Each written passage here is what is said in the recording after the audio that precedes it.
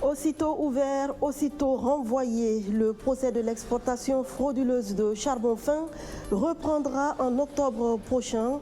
L'audience a été suspendue ce matin à la demande des avocats de la défense qui recusent le tribunal.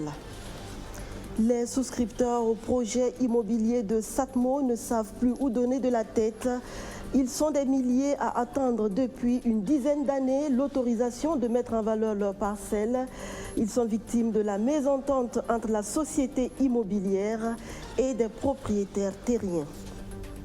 Du 1er août au 30 septembre 2019, les tarifs hôteliers sont en baisse au Burkina Faso. 25% de réduction pour attirer les touristes. Une trouvaille de l'Office national du tourisme burkinabé et des patrons d'hôtels et de restaurants qui étaient face aux journalistes hier. Bonsoir à toutes et à tous. Le procès de l'exportation frauduleuse de charbon fin a effectivement débuté ce 7 août, mais aussitôt ouverte, l'audience a été suspendue et renvoyée à octobre prochain en cause l'irrégularité de composition du tribunal soulevée par la défense. Explication, Rémi Lambert-Nébier. Cette première audience n'aura duré qu'une demi-heure. Dès son ouverture, toutes les parties étaient consentantes pour son renvoi à une date ultérieure. La défense, prenant l'initiative, va évoquer des questions de temps pour mieux prendre connaissance du dossier.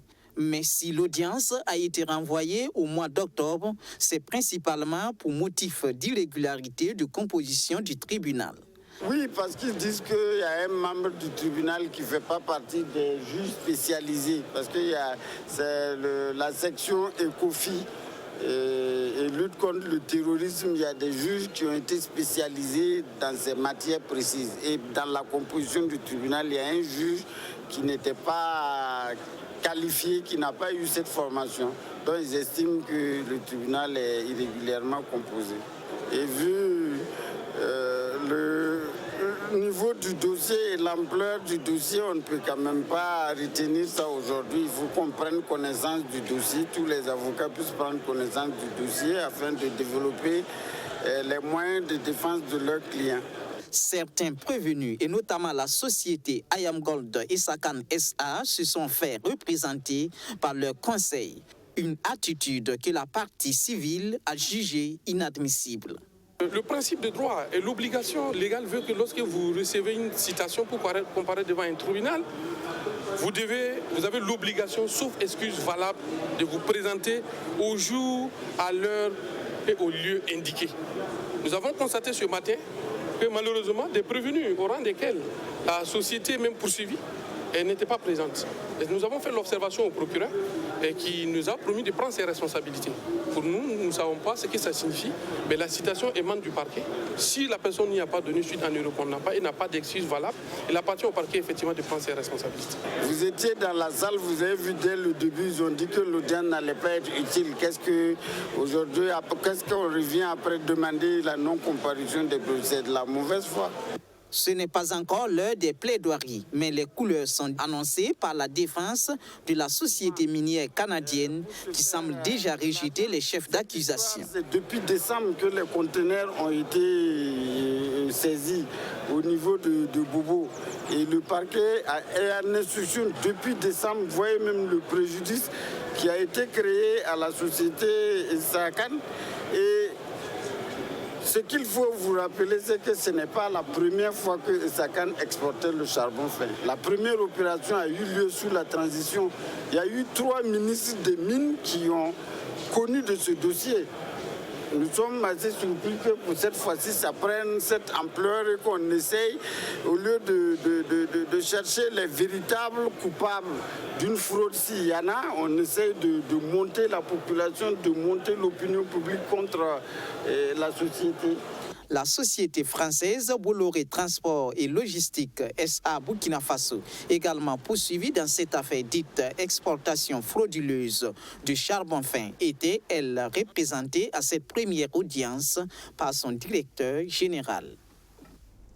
Au tribunal militaire de Ouagadougou, la défense du général Djindéré a achevé sa plaidoirie ce matin.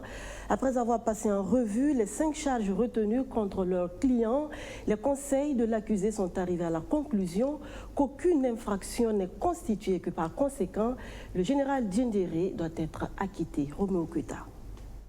Après 4 jours de monologue et d'argumentation, Maître Jean Degli a terminé sa plaidoirie sur l'infraction de trahison pour laquelle le général Gilbert Djindéré est également poursuivi. L'avocat n'est pas allé du dos de la cuillère pour dire au tribunal que cette infraction n'est pas constituée. La trahison est caractérisée par l'article 88 du Code pénal et stipule en substance que pour qu'il y ait intelligence avec l'ennemi, donc trahison, il faut que l'on soit dans une situation de guerre et que le prévenu se soit mis du côté de l'ennemi pour attaquer son propre pays. Alors que selon l'avocat, cette situation n'a jamais existé durant les événements du coup d'État. À en croire d'ailleurs les avocats du général Gilbert Djindéré, aucune des 5 charges retenues contre lui n'est constituée. Il demande donc un acquittement pur et simple à son encontre. Mais au cas où le tribunal aurait trouvé tout de même des infractions contre lui, il plaide pour que le président du tribunal tienne compte de certaines situations atténuantes, notamment le fait que le général Gilbert Djindéré ait demandé à Blaise Compaoré de quitter le pouvoir pour éviter un bain de sang lors de l'insurrection populaire.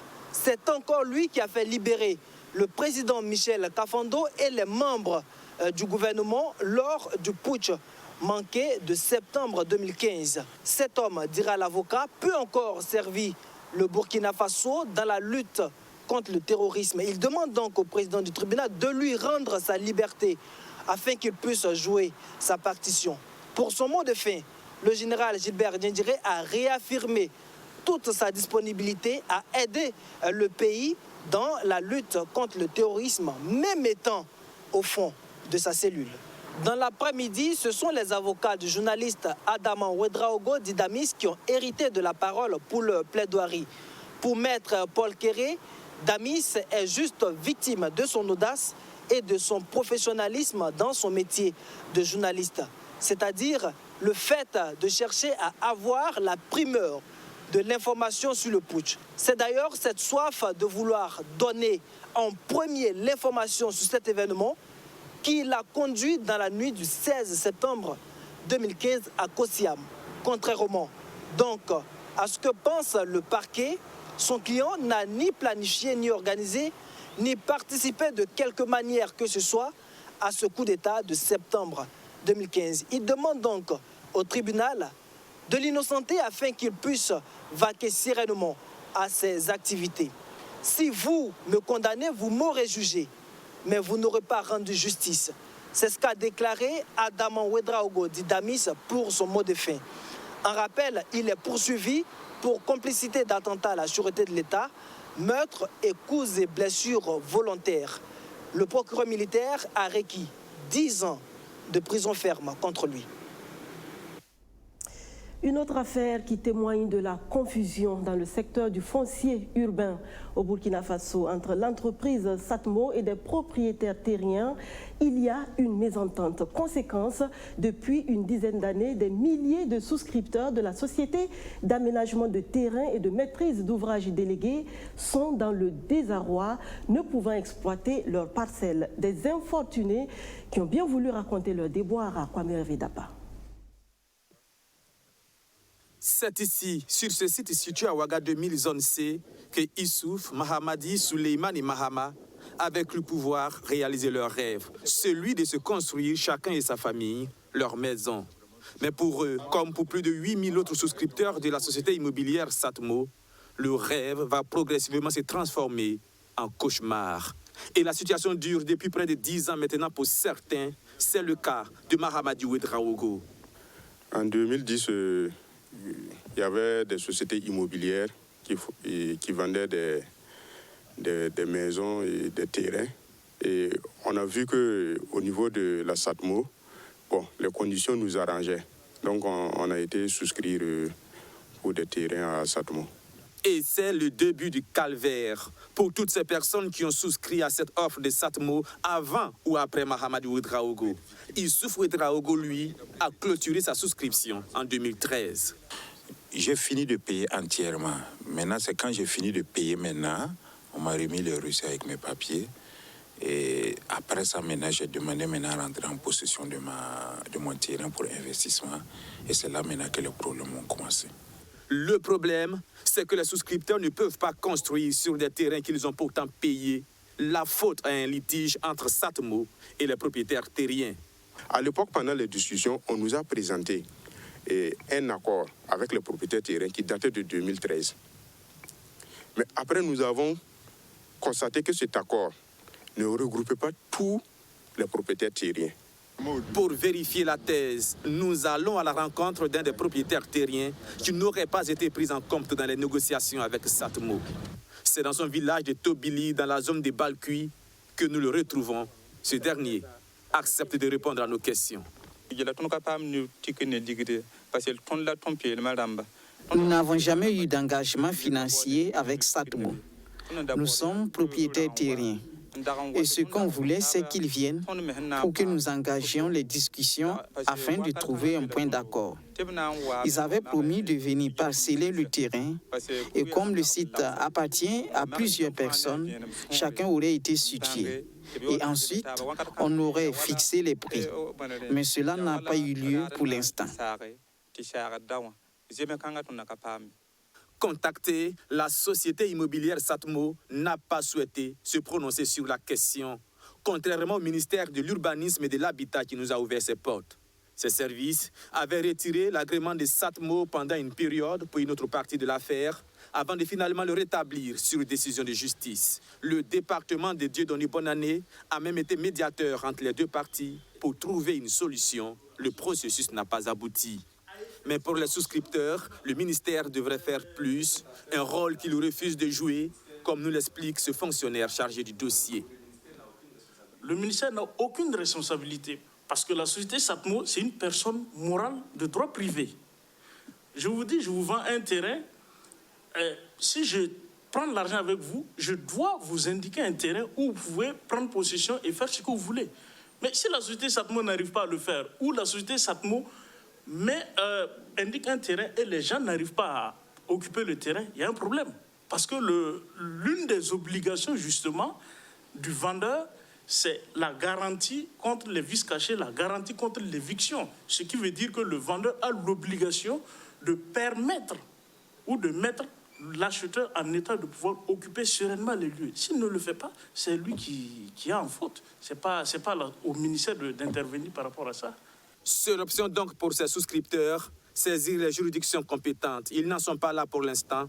Selon nos informations, Satmo chercherait toujours des solutions. En attendant, plus de 8000 personnes sont entre colère, doute et espoir. Il y a des gens qui ont pris des prêts depuis 2010-2011. Ils ont fini de payer en banque avec la banque qui a coupé les intérêts. Et finalement, ils n'ont pas leur argent, ils ont payé des intérêts, ils n'ont pas les terrains. Au regard de ce qui est dit ça et là, est-ce qu'aujourd'hui il y a une lueur d'espoir? Je dirais que nous sommes prudents parce que c'est pas demain la veille. Vraiment, nous sommes très très attristés, nous sommes vraiment dans une situation vraiment intenable.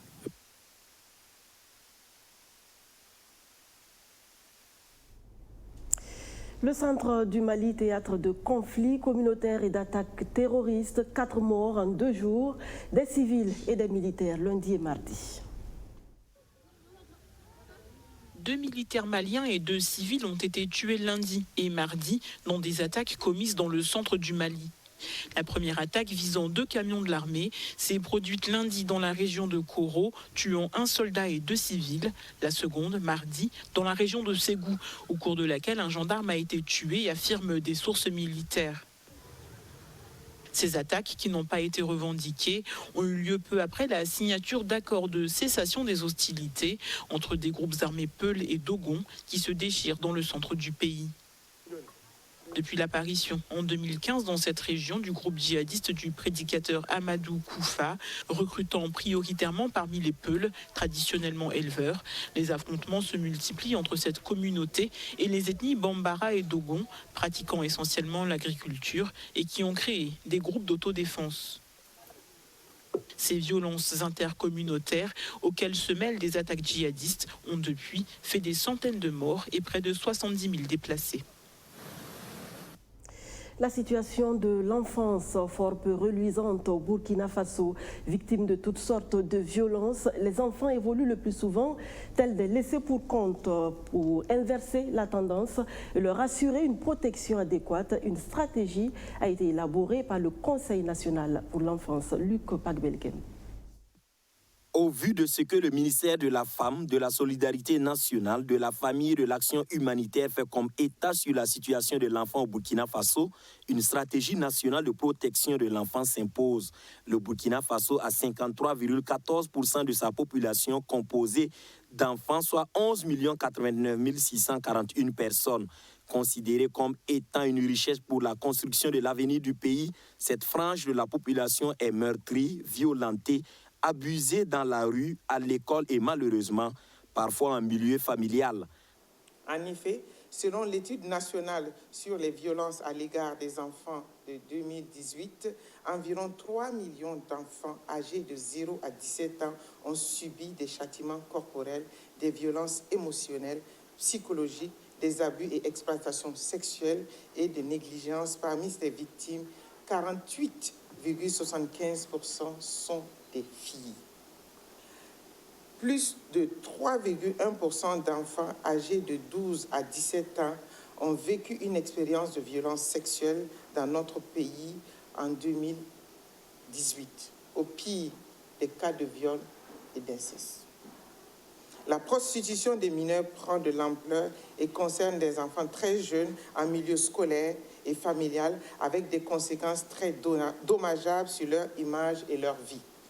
La stratégie nationale de protection de l'enfant dont la validation fait l'objet de cet atelier se veut un référentiel apportant des réponses concertées et appropriées pour protéger l'enfant au Burkina Faso. Nous devons non seulement investir sans calcul sur l'enfant, mais également mettre tout en œuvre pour débarrasser de son milieu de vie tout risque, toute forme de violence, de négligence susceptible d'affecter son développement intégral. C'est pourquoi le gouvernement a décidé d'élaborer une stratégie nationale de protection de l'enfant en vue de répondre de façon concertée et coordonnée aux problématiques majeures qui compromettent la vie de nos enfants. Le partenaire naturel du gouvernement pour l'avènement de cette stratégie nationale de protection de l'enfant est l'UNICEF.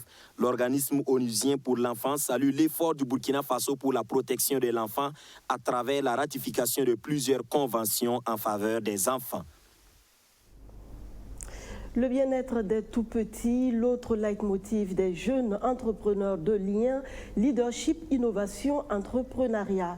Les 52 pensionnaires de l'orphelinat Sainte-Thérèse de l'Enfant Jésus de Lumbila ont bénéficié samedi de leur largesse, un lot de produits alimentaires et d'hygiène gracieusement offert au centre. Alexis Belemnaba, Rémi Lambert-Nebier.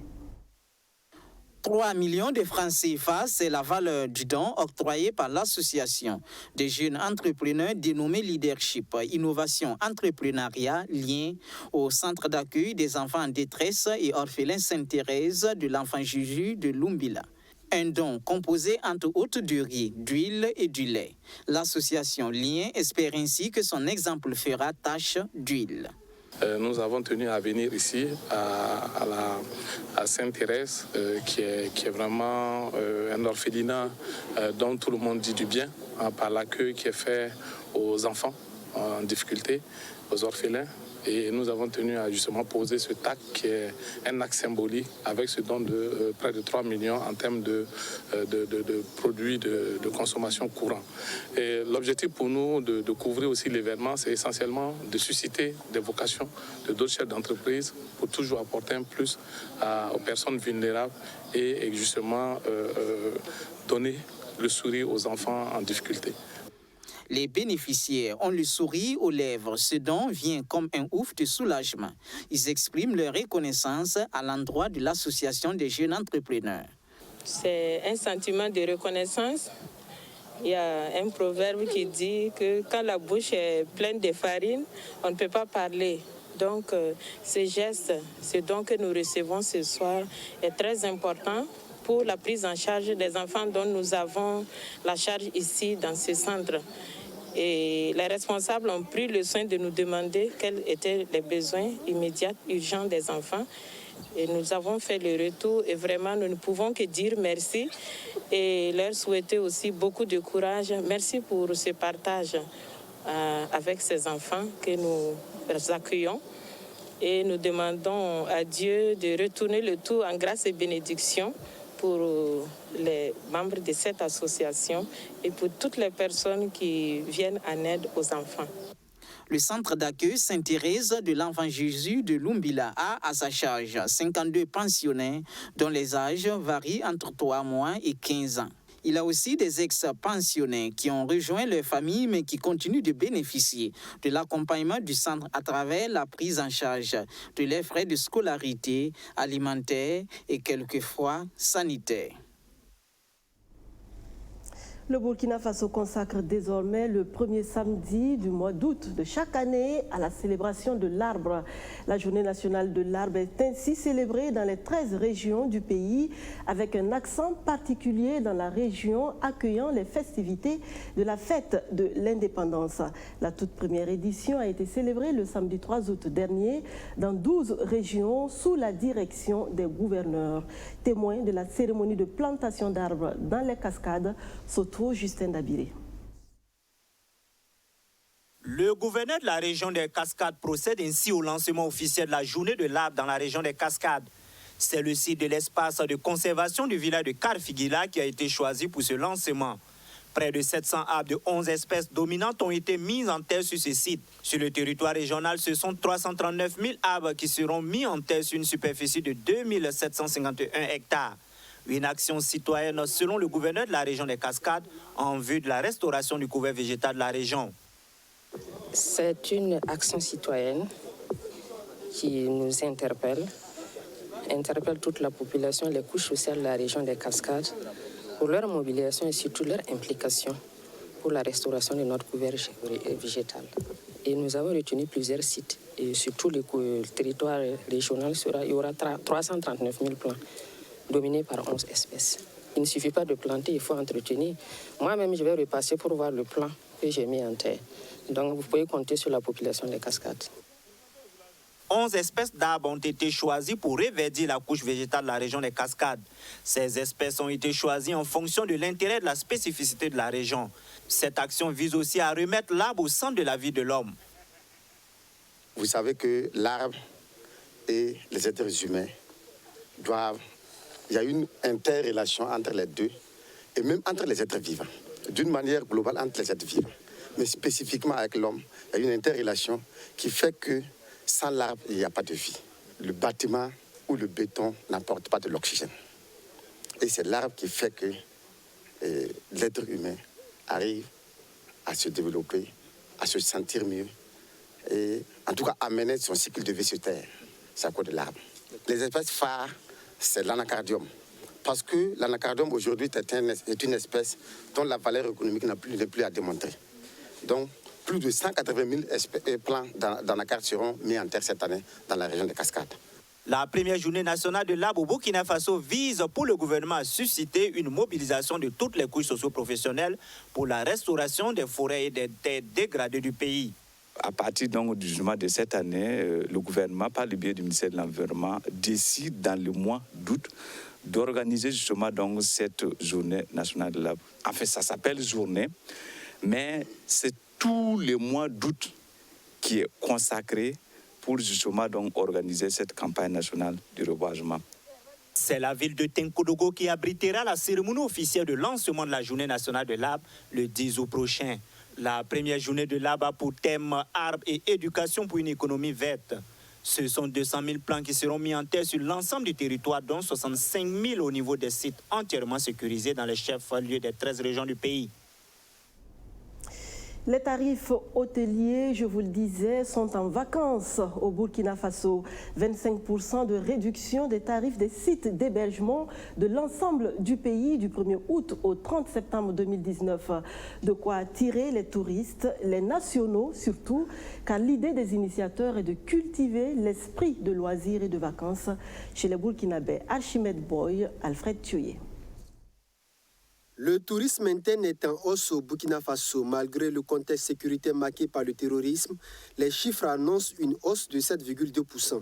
Les touristiques d'hébergement au Burkina Faso sont de 540 390 en 2018 contre 512 493 en 2017, soit une hausse d'environ 5,4%. après une hausse de 4,9% en 2017. Ce résultat s'explique par une hausse des arrivées du tourisme interne de 7,2% et par une relance du tourisme récepteur avec une hausse d'environ 1%. Ce qui montre une certaine résilience de l'activité touristique face aux événements sécuritaires qui ont marqué le pays et la sous-région ces dernières années. Pendant ces grandes vacances scolaires, les professionnels du tourisme et de l'hôtellerie veulent accroître ce taux et lancent un cri de cœur à cet effet, privilégier la destination Burkina Faso. À tous les Burkinabés qui en ont les moyens, évidemment, à privilégier pour cette année la destination Burkina. Pour encourager les Burkinabés à la pratique du tourisme, ils baissent les prix des tarifs d'hôtel. Nous avons donc en concertation, comme je le disais, avec les organisations socio-professionnelles du secteur du tourisme et de l'hôtellerie, négocié et obtenu une réduction des frais hôteliers de 25% dans tous les hôtels membres de ces réseaux sur l'ensemble du territoire national. Comme l'a si bien dit Monsieur le ministre, nos hôtels ne sont pas seulement destinés aux étrangers. Il faut que nous-mêmes nous pratiquons, il faut que nous-mêmes nous fréquentons nos sites d'hébergement et nos sites touristiques pour donner envie à l'étranger de venir voir. Par ailleurs, selon les acteurs du tourisme, l'un des objectifs visés par cette réduction reste le développement de la culture des vacances et de loisirs chez le Burkinabé. Quand rien n'est certain, tout est possible. Foi, patience et persévérance. Faites de ces 3 mots votre devise et votre vie n'en sera que plus belle. Merci de votre attention. Je vous dis à demain.